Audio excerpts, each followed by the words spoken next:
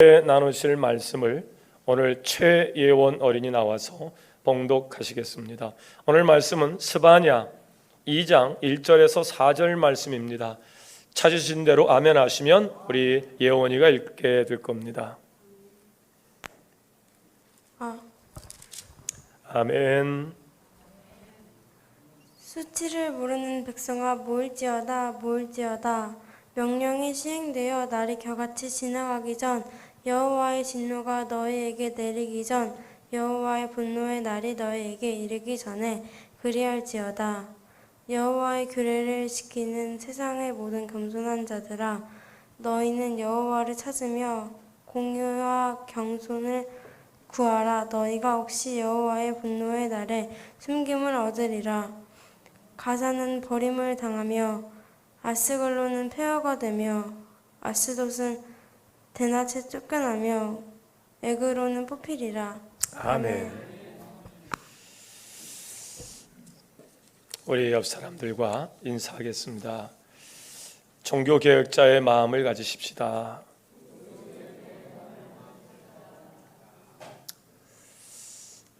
우리는 지난 금요일 코로나19 극복을 위한 신앙혁신 결의대회를 가졌습니다. 화면을 잠깐 보실까요? 코로나19 극복을 위해서 종교개혁자의 마음으로 신앙혁신을 이루기 위한 다짐의 말씀이었습니다.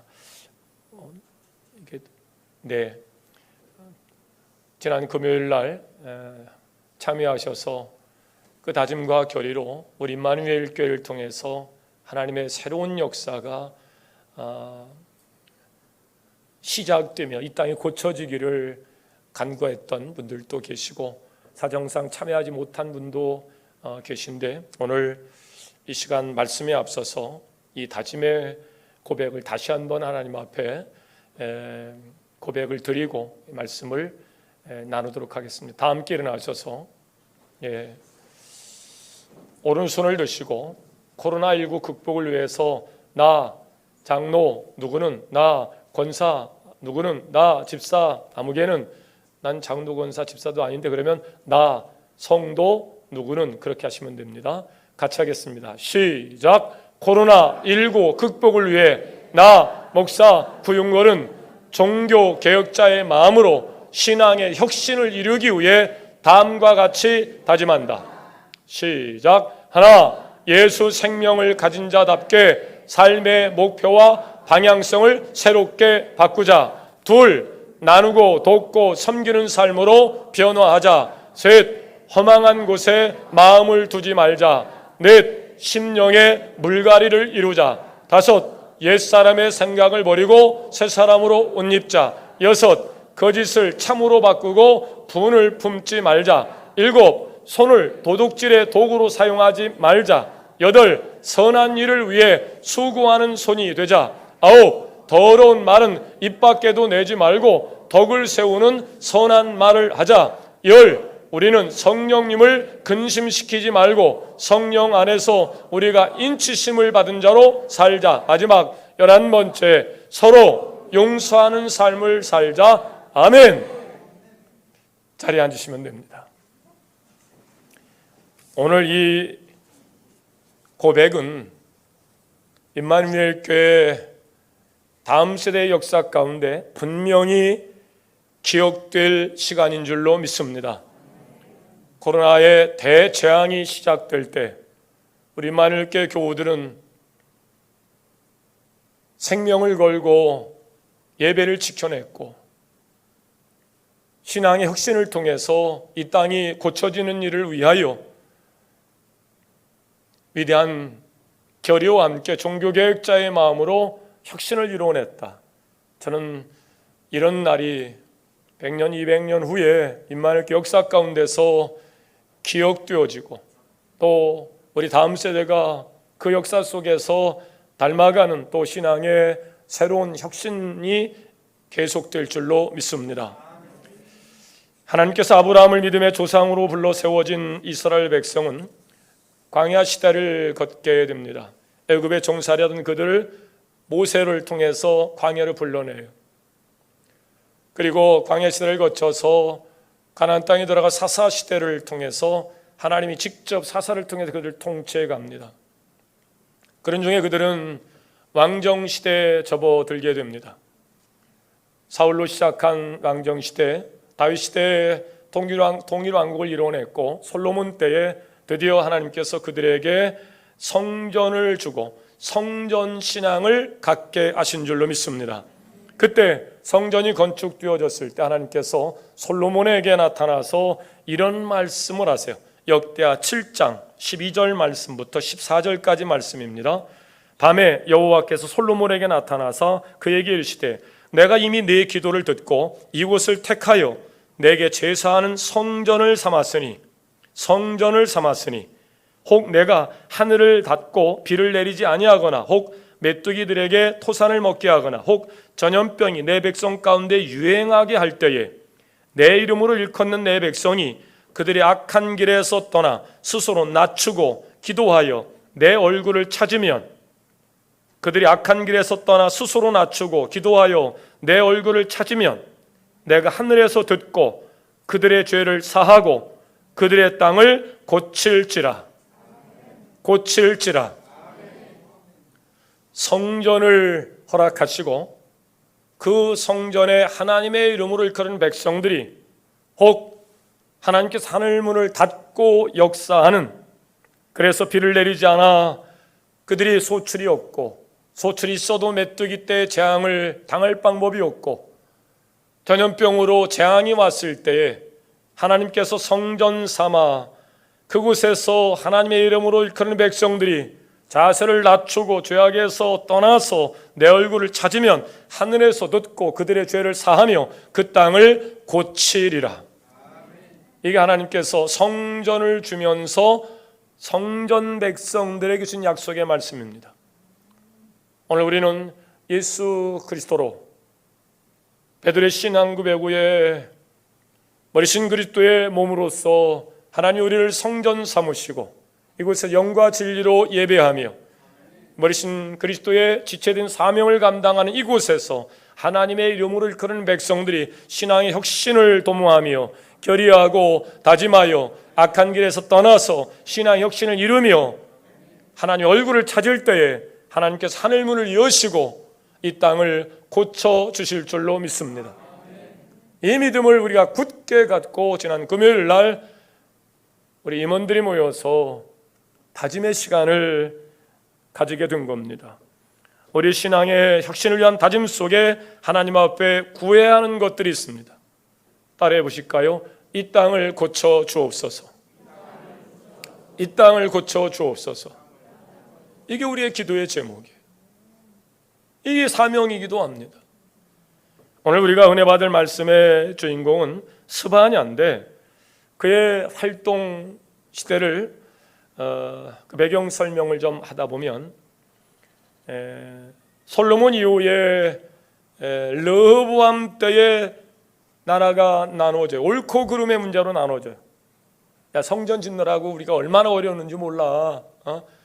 우리에게 좀 자유를 다오. 일을 좀 줄여다오. 그럼 르호보암이 지혜롭게 했어야 되는데 에이, 저는 믿음이 없는 사람들 가지고 내가 뭔 일을 할까? 그리고 그 얘기를 듣지 않아요. 자기 비탄 또래를 듣고 내가 누군데 하나님의 세워진 자가 하나님 없이 자기의 힘을 과신합니다. 백성들의 마음이 그에게 떠나서 옳고 그름의 문제로 북이스라엘로 남녀로 나눠져요. 분열 왕국 시대로 여러 번으로 시작된 북이스라엘 역사가 주전 722년 아수르에 의해서 멸망을 합니다. 그 아수르의 세력이 당시에 대단했습니다. 이제는 나머지 예루살렘 성전이 있고 성전 중심으로 똘똘 뭉쳐있는 이 남유다를 깨쳐야 되겠다. 군사를 데리고 예루살렘 성을 포위했습니다. 히스기야를 중심으로 한 하나님의 백성들이 똘똘 뭉쳐서 하나님 앞에 구했습니다. 그때 하나님께서 18만 5천 명의 아수르 군대에 쥐떼를 통해서 베스트 흑사병 전염병을 보내서 하루아침에 전부 다 흑사병으로 전멸을 해요. 흑사병은 역사를 주관하신 하나님 손에 붙여 있었던 사실, 역사의 교훈 속에서 우러납니다. 그 시대가 히스기야의 시대예요. 성전을 다시 닫혔던 성전 문을 열고 새로운 역사를 도모하며 그렇게 했던 히스기야 시대가 그의 다음 세대에서 큰 위기를 만납니다. 히스기야 아버지 아하스가 워낙 악질이었어요. 남유다의 악한 왕 그러면 아하스를 꼽습니다. 근데 하나님께서 히스기야 때 새로운 역사를 시작했지만 그 위기를 그들이 넘어가지 못하고 그 아들 므낫세와 그의 또 아들 이 아몬이 아주 손가락을 꼽으면 꼽을수록 악한 왕의 이름 가운데 들어가는 그 아몬의 아들로 요시야가 태어나요. 근데 그 당시에 성전신앙으로 살던 그들이 어느 순간 성전신앙은 없어지고 성전을 열긴 열었는데 어떻게 열었느냐? 이방신을 섬기는 신전으로 열어놔요. 그들은 여호와의 이름으로 가나안 땅에 들어가서 여호와의 신을 섬기는 하나님의 나라인데 이 가나안의 토속신 바알신을 섬기기 위해서 우상의 형상을 성전에 만들어 놓고 숭배하는 거예요. 가증한 행위가 성전 안에서 일어나기 시작합니다. 바알신이 잠들었을 때 그 신을 깨워야 비가 내리지. 근데 그 신을 깨우기 위해서 바알신을 섬기는 사람들이 집단 성교를 합니다. 그래서 지금도 이 사이비 이단의 악한 영들의 부류들은 꼭 성적 사건이 일어나요. 그래서 그 성적 기운으로 잠자는 신을 깨워서 내리는 것이 그들에게 농사를 질 수 있는 비라고 생각한 거예요. 그러니 이 성전이 어느 정도로 악하고 가증한 영에 제압당했을까 생각해 보세요.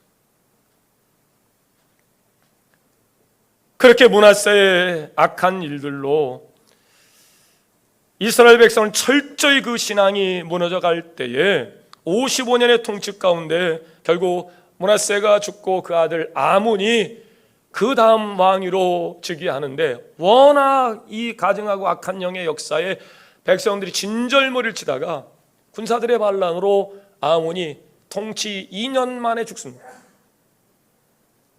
그리고 8살밖에 되지 않는 이 요시야가 왕위로 즉위하게 돼요. 가문으로는 재앙입니다. 저주입니다.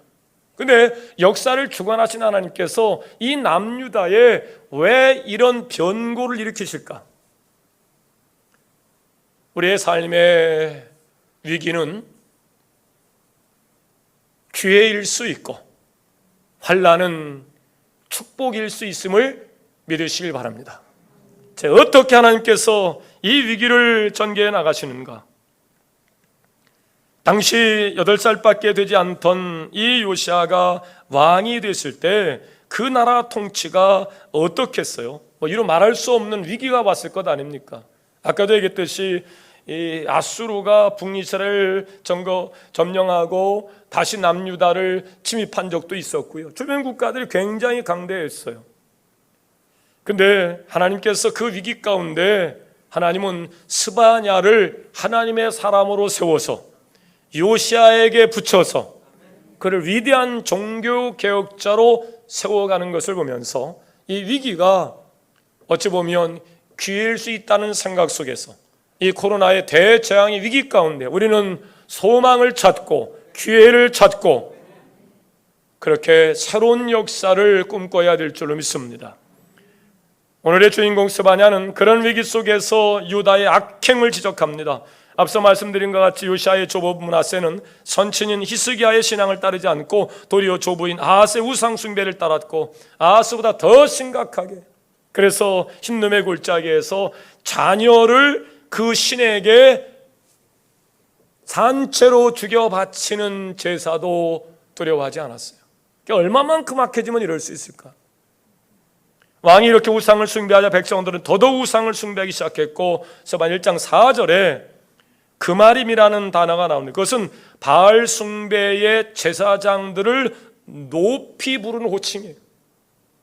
그러니까 아니 교회 바깥에서는 그럴 수 있어요. 빨간 깃발 하얀 깃발 꽂고 무당집에 좋아하는 사람 찾아가기도 하겠죠. 근데 하나님을 예배하는 성전에 그들의 이름이 높여지고 그 가증한 영이 예배당 안에서 숭배된다고 생각해 보세요. 오늘도 그에 못지않은 일들이 일어나고 있습니다. 성결대학 교수라는 사람, 성결대학은 대한민국에서 시작한 그런 교단이에요. 한 80만 정도의 성도의 아주 좋은 교단입니다. 근데 신학교에 교수가 이상한 교수가 돌아가지고 우리도 예수도 보살이다. 그러니 우리만 보살이냐? 보살은 주로 어느 동네에 사용하는 용어예요? 불교에서 사용하는 거 아니에요. 그러니까 그쪽 뭐 절이 불났다고 뭐 모금 운동을 하고 뭐 서로 그렇게 교류하면서 아이고 우리만 구원 있는 게 아니고 뭐 거기도 이 종교다원주의에 깊숙이 빠진 자들의 이 잘못된 신앙관이 이 신학이 지금 대한민국을 덮어가고 있어요. 이게 한 30여 년 정도 됐거든요. 그 신학이 시작될 때. 그 문화생들이 지금 교회에 들어가서 목회를 하고 지도자가 되면서 이게 악한 일인지도 모르고 말이죠. 지금 종교다원주의에 빠져가지고 모든 종교에 다 구원이 있다. 그들의 호칭을 높여가면서 지금 그들이 우상숭배에 빠진 거예요. 하나님의 백성들이 바알 제사장을 명예롭게 높인다는 것은 어떻게 된 거예요? 그것을 인정하는 거예요. 그만큼 백성들 사이에서 바알 숭배가 뿌리 깊게 놓여졌다는 얘기인데 1장 5절 보면 지붕에서 하늘의 뭇별을 경배하고 숭배하는 자들을 고발한다. 이게 뭐 이루 말할 수 없이 범신론적 사고에 의해서 모든 것이 신이 될 수 있는 거예요. 우리도 예전에 그런 삶이 있었어요. 다스리고 정복하고 생육하고 번성하는 권세를 하나님 우리에게 줬는데 다스려야 존재 앞에 가가지고 나무한테 소나무한테 나를 좀 다스려달라고 치성을 드리고 비는 일들, 이게 우상숭배에 빠지면 이런 일이 벌어지는데 다른 나라 다른 백성은 그럴 수 있어요. 하나님이 아브라함으로 세워졌던 하나님의 나라 하나님의 백성이 어떻게 우상을 숭배하며 우상 숭배자들을 높이며 그렇게 살아갈 수가 있을까? 이게 완전히 타락한 거예요. 우리 시대에 지금 다르지 않는 현상들이 곳곳에서 일어납니다.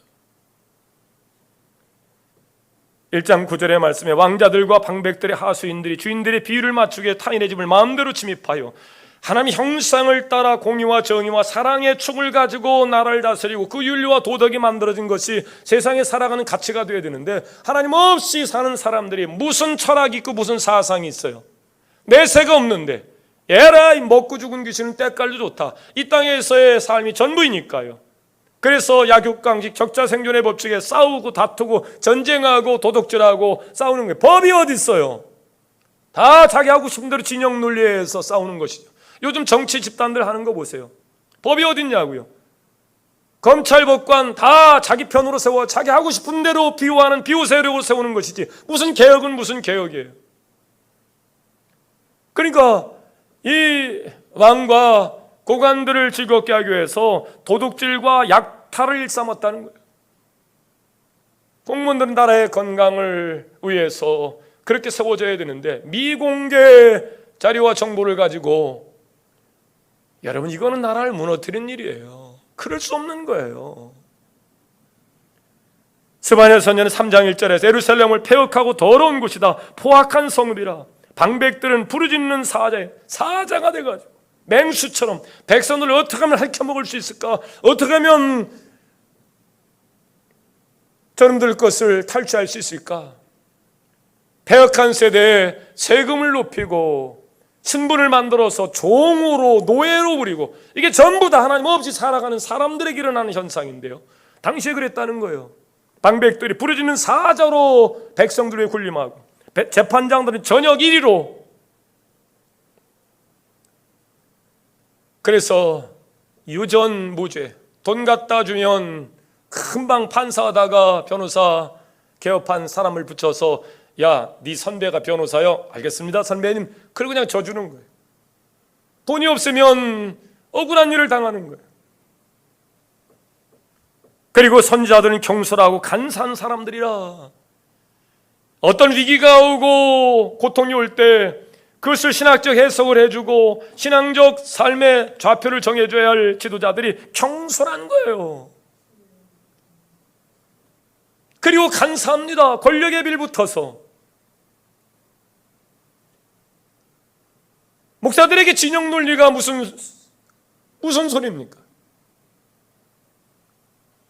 시대의 아픔을 고발하고 어려움들을 얘기해야 되는데 목사들이 스스로 민주당이니 국민의힘이니 이러고 앉아 있으니 목사들의 이야기가 설득력이 있겠어요? 그 소리가 생명의 소리로 들리겠어요? 당시에 그랬다는 거예요.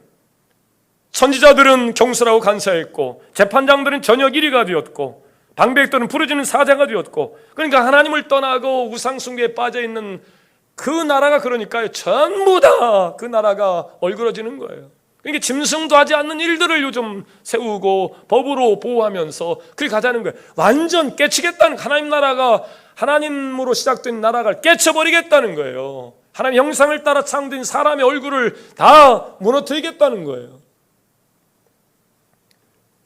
이건 있을 수 없는 일이에요. 종교 지도자들은 권력에부터 진영 논리로 설교하고 공무원들은 미공개 정보로 투자해서 이익을 얻고, 이제 존경할 만한 정치 지도자들이 없어서 전부 다가 다 지도자입니다. 하나님을 배반하고 패역하면 패역은 더러움과 포악을 수반하게 되는데 악한 사람 악한 사회가 되는 거예요. 여러분, 자녀를 선하게 옳게 훌륭하게 양육하고 싶다면 무엇보다도 하나님을 두려워하는 사람으로 양육해야 될 줄로 믿습니다. 저도 어머니가 아직 살아계세요. 지난 금요일 날 생사를 넘나드는 일이 있었습니다.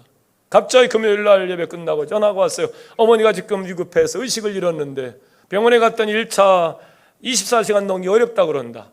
폐혈증이라고 하고 이제 그 천공이 생겨서 복막에 이제 문제가 생긴 거예요. 그러니 무슨, 아직 세세하게 CT도 안 찍어보고 했지만 무슨 병이든 말기니 24시간 안에 돌아가신 장례를 준비하시든지 본인들이 결정하셔야 됩니다. 이 연락이 왔어요. 전화상으로 서로 막 상의하면서 올라가는 겁니다. 한편에서는 돌아가신다 하니 24시간밖에 안 남았다 하니 배에 칼 대지 말고 그냥 1시간이라도 자녀들 손 붙잡고 못다한 이야기 하게 하시고 돌아가시게 하자. 그게 어머니한테 대한 우리가 할 일이다. 아니다, 할 수 있으면 우리가 최선을 다해서 한번 수술을 해서 한번 고쳐보자. 서로 형제간에 이런 이야기 하다가 그래, 한번 최선을 다해보자. 그리고 우리 기도하자. 그리고 의사한테 우리 수술할 겁니다. 그래요? 그래, CT 촬영해서 다 보니까 참 이게 순간의 선택이에요. CT를 촬영해서 보니까 폐혈증으로 24시간밖에 안 남았다는 양반이 폐혈증 초기인 거예요. 천공으로 이 구멍 뚫린 거, 그거 막으면 세척하면 가능성이 있다는 거예요. 생존율이 얼마예요? 10%? 10%라도 우리는 한다. 그랬더니 수술하고 나서 아유, 수술 잘 됐습니다. 우리 어머니라 나만 좋아하나 보네. 예. 거기서 할렐루야 절로 나오더라. 그 수술 3시간 동안 제 복도에서 얼마나 울었는지 몰라요. 그 어머니 그리운 어머니의 목소리 이젠 못 듣게 됐는데, 아무리 목사지만 저에게도 아낌없이 모든 것을 주고 가시는 어머니의 목소리를 또 듣고 싶은 거예요. 동생이 수술실에 들어가면서 그랬대요. 어머니, 천국 가실 수도 있어요.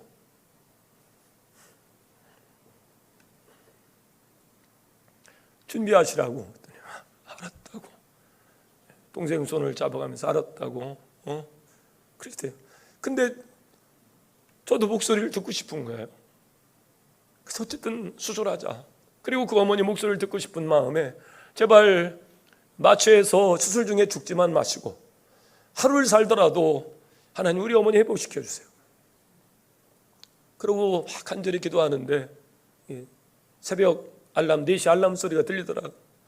우리 성도들에게 이걸 부탁할까 하다가 아이고, 성도들도 짐이 큰데 코로나에 얼마나 어려움이 많은데 목사의 어머니까지 기도의 제목이 돼서는 되겠는가. 그래서 그냥 우리 권사님한테 한 번만, 제가 병원에 와 있어요, 그냥 조용히 기도하다가 가시면 되겠죠. 그날따라 또 부목사님도 또 피곤해서 못 일어나가지고 또 여러분들 그냥 기도하다 가셨는데 제가 그냥 속이 얼마나 그냥 문드러졌는지 몰라요. 근데 의사가 와가지고 수술 잘 됐고요. 의식이 돌아와야 되는데 고령이시라 저희 어머니가 이제 89세, 90이신데, 근데 다행히 어저께 의식이 회복되어서 이제 우리 자녀들 보고 알아보시고, 근데 이제 지금 수술에 계서 관을 넣고 이제 말은 못 하시고 그 상황 속에서 이제 그동안 지켜오셨던 하나님 앞에 기도하시면서 우리가 끊임없이 제가 요청하는 것이, 어머니 많이 몸이 어려우셔도 더 사셔야 됩니다. 아이고 내가 어려워서 아파서, 아니 어머니 자녀를 위해서 조금 더 기도해 주세요. 우리 가정이 조금 더 천국의 모형으로 회복되어 가야 됩니다. 우리 자녀들이 조금 더 천국의 모형으로 회복되어 가니 어머니의 축복이 복이 될 수 있도록 더 많이 기도해 주세요. 지난번에 어머니 쓰러지셔서 형제들도 전부 다 돌아가신다 다 모였어요. 우리 효진이 섬이 다 내려와라 바쁜데 내려와 다 내려왔어요. 그래서 어머니 앞에 놓고 손 붙잡고 축복해 주세요. 그러더니 어머니가 또 애들 손 붙잡고 하나님 우리 효진이 축복하시고 또 또 축복이기도 하는데 얼마나 감사가지고 좋은지. 누구에게나 어머니는 죽을 때까지 불러보고 싶은 이름이고 큰 위로가 돼요. 아마 자녀들 다 그런 마음을 가질 거예요. 여러분의 자녀들이 선하고 옳고 훌륭하게 양육되어져서 이 시대에 하나님 영광을 나타내는 자로 살아갈 수 있기를 주의 이름으로 축원합니다. 하나님의 말씀으로 가르쳐야 됩니다. 가짜 표창장구에다가 대학 보내서 훌륭한 사람이 되는 게 아니에요. 그렇게 해서 좋은 직장 얻고 가게 되면 그가 아버지의 죄악을 더 발전시킬 가능성이 큽니다.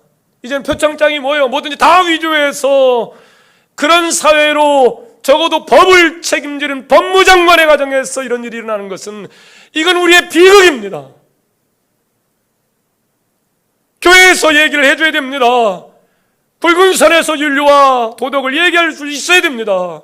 우리나라가 어떻게 가려고 이러냐? 이게 법무장관의 일입니까? 모든 가정이 지금 그 스펙을 준비하기 위해서 그랬다잖아요. 그렇다 하더라도 왜 나만 그래? 그런 면에서 억울함이 있지만 그는 적어도 우리나라의 법을 이야기하는 법무장관이라면 우리는 그에게서 이야기해야 됩니다. 당신 정신 차려야 된다. 왜? 다음 세대를 위해서 정신 차려야 된다.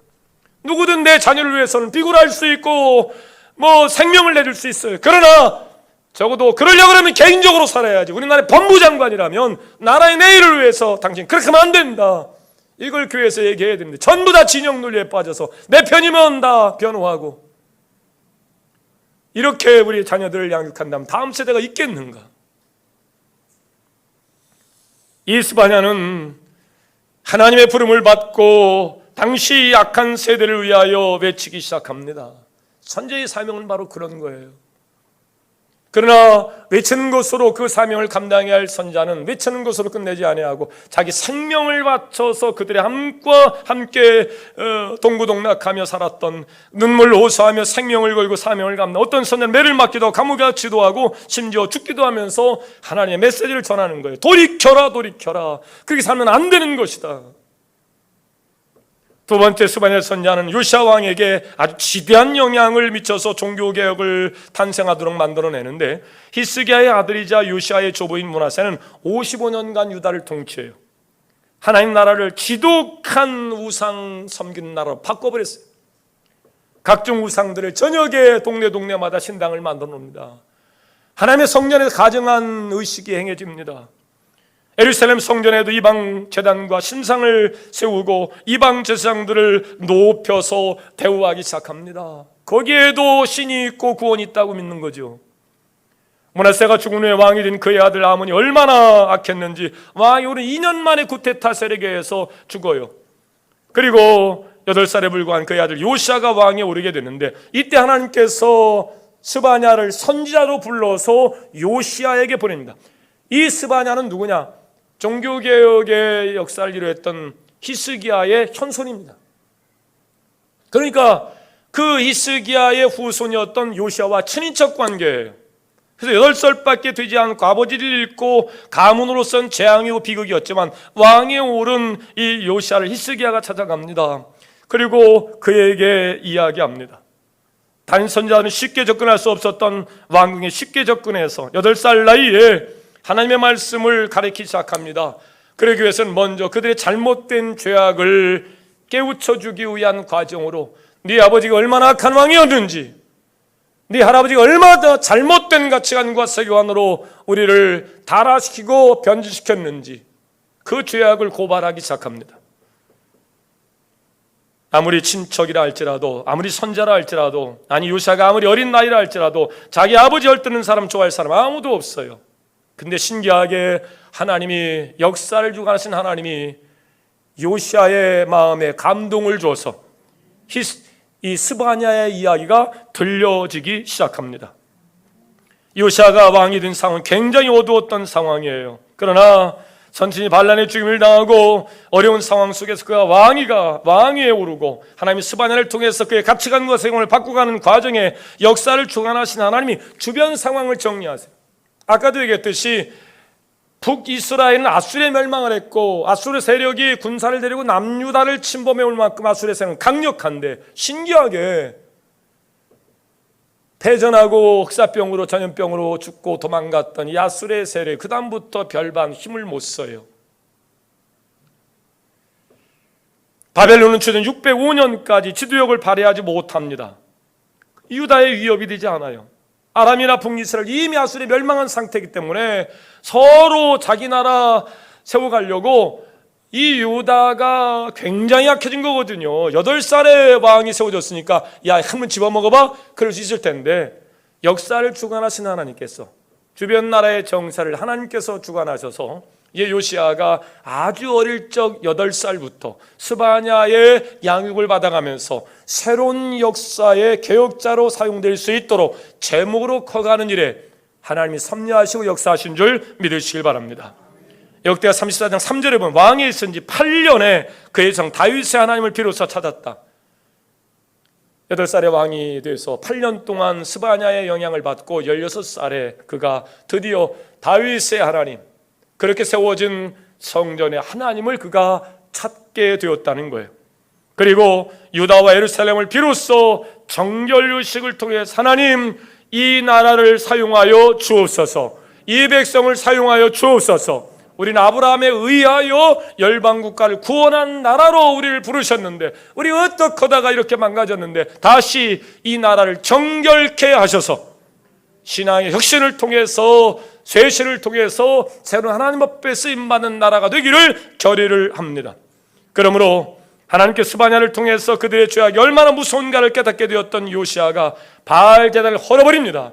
우상 숭배에 필요했던 모든 집기들 전부 다 불태없애버립니다. 그 우상들 가루를 만들어가지고 그 제사하던 제상자 등들의 무덤에 갖다 뿌려버립니다. 신바람 나는 개혁의 역사가 요시아를 통해서 시작이 된 겁니다. 이렇게 철저하게 우상을 제어한 후에 18년째 하나님의 전을 수리하기 시작합니다. 드디어 이제는 성전 중심, 예배 중심, 시작.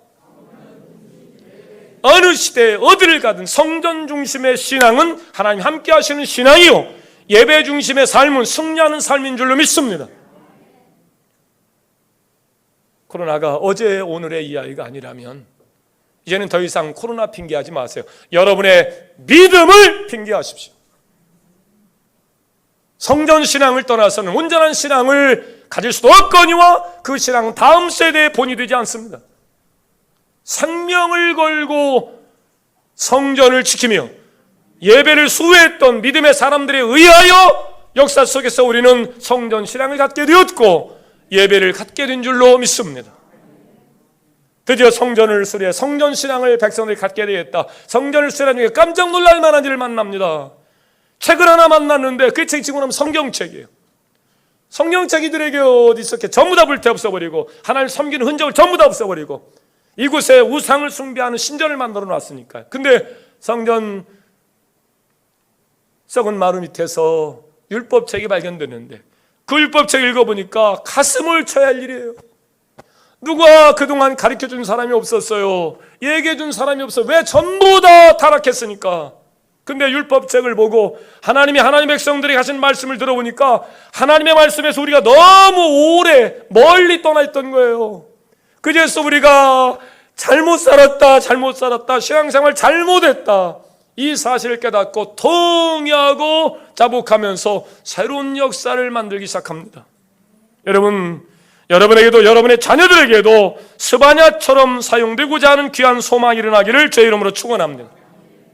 세 번째, 스바냐 선지자는 하나님의 철저한 심판 후에 그들의 회복을 말씀하고 있는데 1장 2절입니다. 여호와께서 이르시되 내가 땅 위의 모든 것을 진멸하리라. 그들의 죄악으로 땅의 모든 것을 전부 다 진멸할 것이다.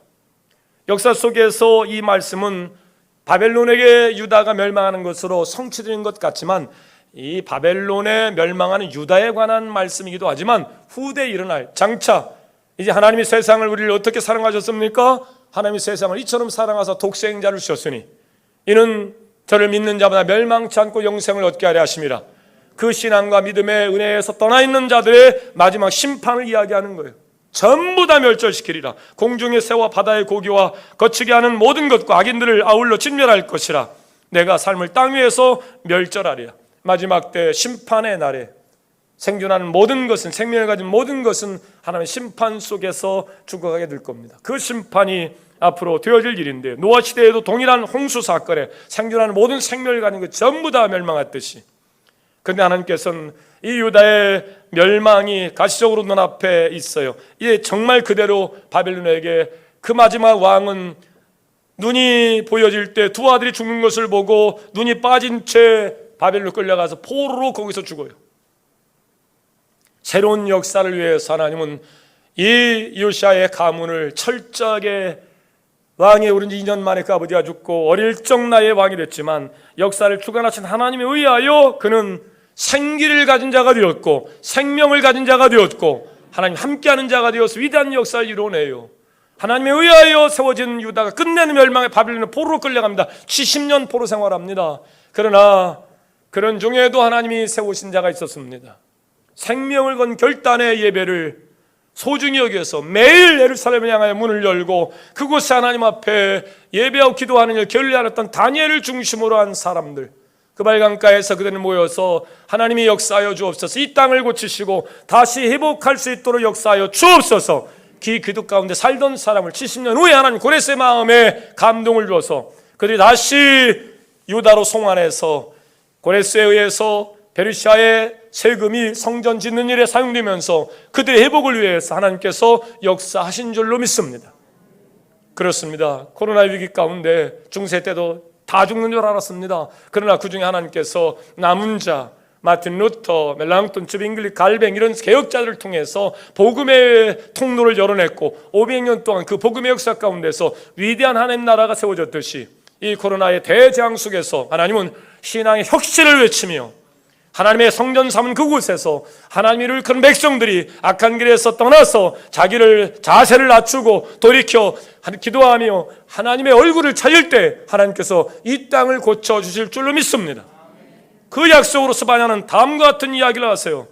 3장 9절, 그때 내가 여러 백성의 입술을 깨끗하게 하여 그들이 다 여호와 이름을 부르며 한 가지로 나를 섬기게 하리니. 이 위기 속에서 어떤 사람은 코로나 때문에 예배 못 드린다고 교회 문 목사가 스스로 걸어잡고 그것이 사회의 유익이 되니 교회 문 걸어잡는 것이 하나님의 뜻이라, 죄송합니다, 이지랄하고 다니는 놈도 있어요. 역사는 하나님이 주관하십니다. 왜 하나님이 성전 삼은 곳에서 왜 예배를 못 드릴 만한 재앙이 오는가? 하나님 솔로몬에게 주셨던 이 말씀을 듣고 우리는 돌이켜야 됩니다. 악한 길에서 떠나서 자세를 낮추고 기도하며 하나님의 얼굴을 찾을 때에 하나님께 하늘문을 여시고 하나님께서 재앙을 물리쳐 주시고 전염병을 물리쳐 주시고 이 땅을 고쳐 주실 거라는 그 믿음 가지고 다시 우리 옛 선진들의 성전 신앙을 회복해야 될 줄로 믿습니다. 예배 신앙을 회복해야 될 줄로 믿습니다. 그때 스바냐가 이런 약속을 하는 거예요. 내가 여러 백성의 입술을 깨끗하게 하여 그들이 다 여호와 이름을 부르며 한 가지로 나를 섬기게 하리니. 심판을 통과한 후에 열방이 회개하고 하나님께로 돌아온다는 거예요. 그것은 주의 오심을 통해서 성취될 일입니다. 궁극적인 성취는 마지막 날 주님께서 재림하실 때 온전한 구원과 함께 이 약속의 말씀이 성취될 겁니다. 그때가 내일이면 저와 함께 그 축복의 날에 참여해 주시기를 주의 이름으로 축원합니다.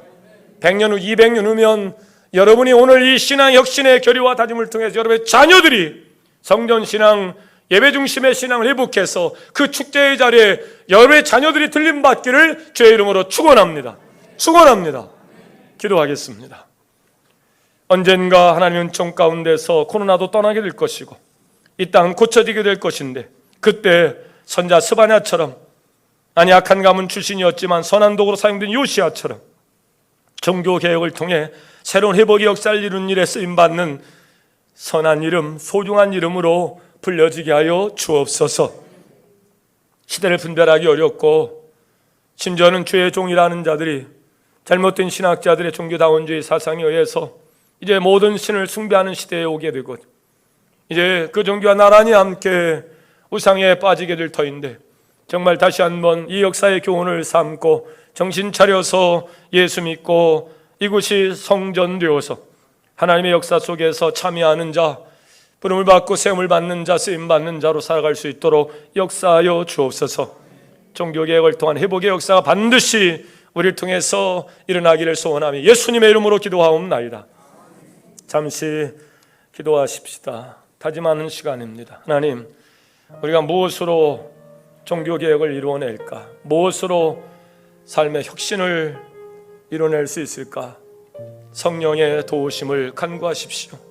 성령이며 내게 오셔서 내 약함과 부족함을 핑계로 성전신앙을 잃어버리고 예배 중심의 신앙을 잃어버렸던 저희들 다시 한번 성령의 도우심으로 생명으로 바꾸고 찾았던 성전신앙 예배신앙을 다시 찾게 하소서. 역사를 주관하신 하나님 앞에서 이웃상숭배의 마음, 인본주의에 빠져서 그렇게 세상을 죄악을 핑계 삼아 이 정도면 괜찮겠지 비교 우위에 빠져 착각하고 있는 세상적 크리스찬들을 변화시키시고 다시 한번 우리가 하나님의 은혜 안에서 살아갈 수 있도록 우리를 다스리시고 도와주옵소서. 가정 안에 하나님 싫어하시는 일들은 과감히 버리게 하시고 또 죄악일에서 떠나게 하시며 천국의 모형을 세워 가지는 일을 위하여 그렇게 불려지는 소중한 이름으로 쓰여지게 하여 주옵소서.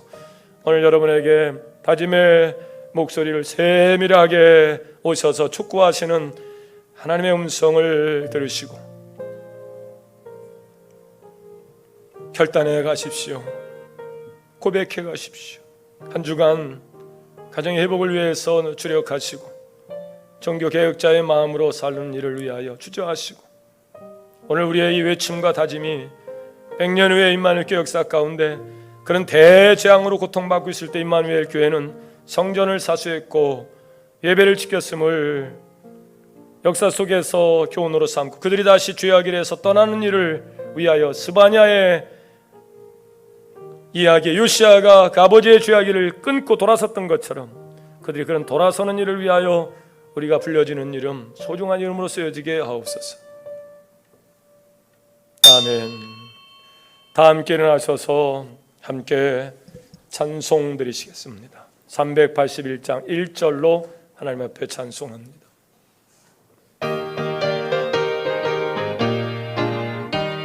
나 캄캄한 밤 죄의 길에 방황했으나 주 크신 사랑 비칠 때에 어둠 떠났네. 사랑의 빛 오늘 내 맘에 사랑의 빛 항상 있도다.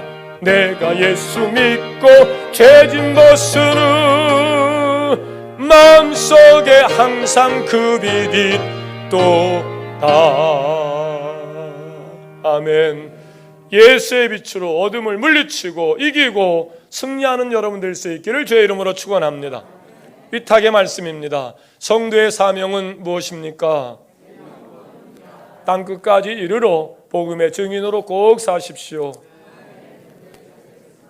지금은 우리를 죄에서 구원하신 예수 그리스도의 은혜와 하나님 아버지의 극진하신 사랑하심과 성령님의 감화 감동 내주 긍휼하심의 특별한 은총이 종교개혁을 통한 회복의 꿈을 꾸며 스바냐의 이야기에 귀를 기울여 조상들의 죄악을 끊고 그렇게 종교개혁을 이뤄냈던 요시야의 삶처럼 오늘 우리도 이 시대에 인본주의에 빠지고 종교다원주의에 빠지고 우상 숭배에 깊숙이 빠져 있음에도 불구하고 자기 소견에 옳은 대로 신앙생활하면서 괜찮다 그렇게 자기 위로에 빠져 있는 불쌍한 사람들, 다시 한번 하나님의 말씀으로 새로운 개혁의 동참자가 될 수 있도록 성령께서 하늘문을 여시고 역사하여 주옵소서. 하늘문을 여시고 역사하신 하나님 앞에 성전 삼은 그곳에 하나님의 이름을 거리는 백성들이 악한 길에서 떠나 자기를 스스로 낮추고 하나님 앞에 구하며 하나님 얼굴을 구할 때 하나님께서 하늘문을 여시고 전염병을 물리쳐 주시고 이 땅을 고쳐 주시겠다고 성전신앙을 가지고 있는 사람들이 약속하셨사오니 성전신앙 가지고 예배하는 저희들의 간구에, 저희들의 신앙의 혁신의 외침에 하늘문을 여시고 역사하여 주옵소서. 도우심을 바라며 구하며 그렇게 살기로 결단한 모든 권속들 머리 위에, 생업과 사업과 기업 위에, 멀리 군에 나가 있는 자들, 출장 중에 있는, 출타 중에 있는, 학업 중에 있는 자들 머리 위에까지 지금부터 영원토록 함께하여 주옵시기를 간절히 축원하옵나이다. 아멘.